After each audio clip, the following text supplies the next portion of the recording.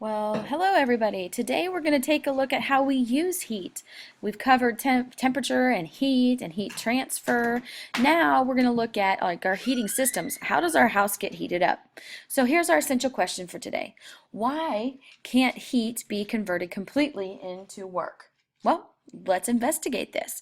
Make sure you have your notebook and you get this question down and we get rolling on this. Okay, so our next thing, using heat. Using heat. All heating systems require some source of energy. And some of those common types are what we're going to go through today. We see this little heater right here. This is just a little plug in the wall kind of thing. And this one has an electrical source of energy. And it converts the electrical energy into thermal energy by using some kind of heating coil. Okay, so our first type of heating system that we're going to investigate is the forced air system. This is what I have in my house, and this is also what the school is using too. That's why we have those vents at the top of the ceiling. The air is being forced down from the ceiling because of the ductwork that has been built into the school buildings. Well, at least in the science building. The most common type of heating using a furnace to heat air, then a fan blows air through ducts, different duct work to rooms. Okay, so here in this picture we've got the furnace. The furnace is where the heating source is. Then there is air. There is a supply air thing that sucks the air into the furnace. That air heats up. Then it gets blown out through the rest of the house. Okay, and the house heats up because the warm air is being pushed or forced through the ducting system of the house. Okay, the next type of heating system we're going to look at is the radiator system. This is an old conventional style, but it's still around today. For a radiator system, it's a closed metal container that contains hot water or steam, which is in which the heat is transferred to the surrounding air by conduction. Then the warm air moves through the room, by convection. All right, now remember when we talked about conduction and convection. Conduction works by direct contact. So here's our little radiator here. The air beside or next to the radiator heats up because it's in direct contact with these little slat thingies that have the hot water or steam rushing through them. All right, so that air heats up by conduction. And because of convection, the movement of the air as a fluid, the particles in the air heat up, they begin to move faster, and the density of that warmer air drops. So it floats to the surface, and as it's floating to the surface and moving around the room, the cooler air comes back in toward the radiator, and then it heats up and it continues. We have this convection current going through the room, so the whole room heats up by convection. And this is a radiator system.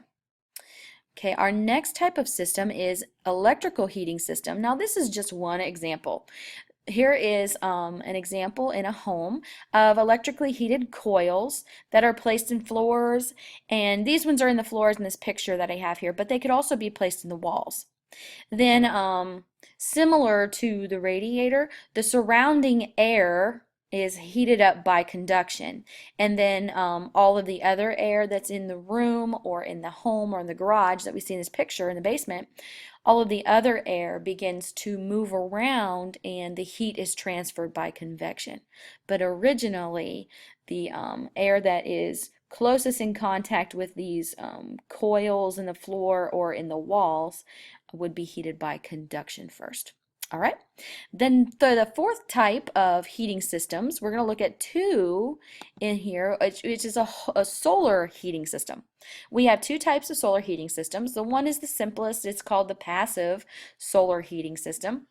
This occurs when radiant energy from the sun is transferred to the room through windows. Okay, we see this every afternoon in the science building at school. Every afternoon when the sun is beaming in on the science building through the windows and the doors and stuff like that, that hallway gets really, really warm. This is because of passive solar heating. What we see here is the radiant energy from the sun is coming in the windows, then that radiation is energy. It is converted into heat because it's causing the particles, the molecules, and the materials to heat up, and they get excited, they move around.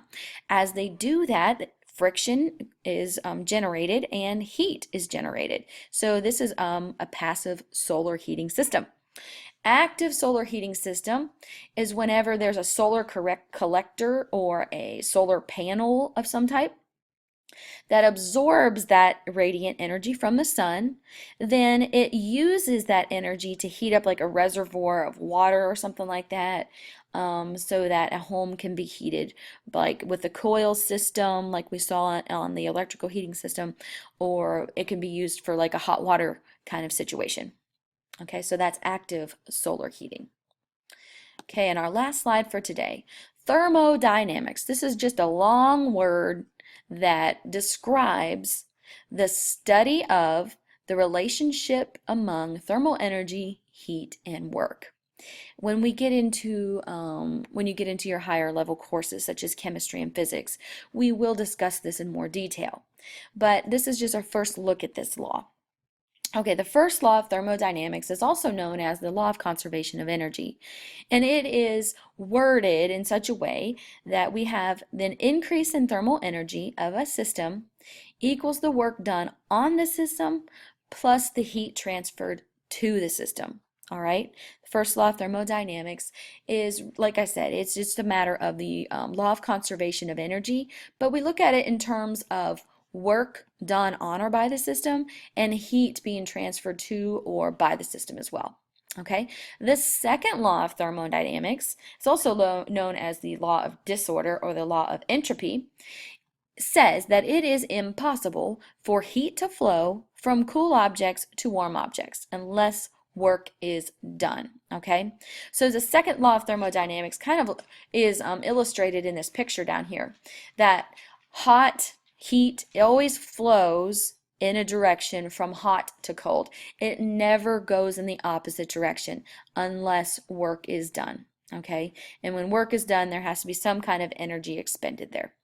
All right, so this is the end of our notes for today.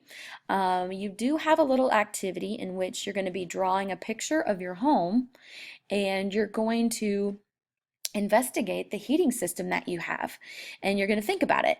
Are you a forced air system? So you're going to draw a picture similar to what we saw in the notes here for a forced air system, or just however your home is heated. Then make sure you label it and answer the questions below. Go ahead and cut the margins off your page, glue it into your notebook on the output side, and turn it in on your backpack. All right, you guys have an awesome day. I'll see you on Monday.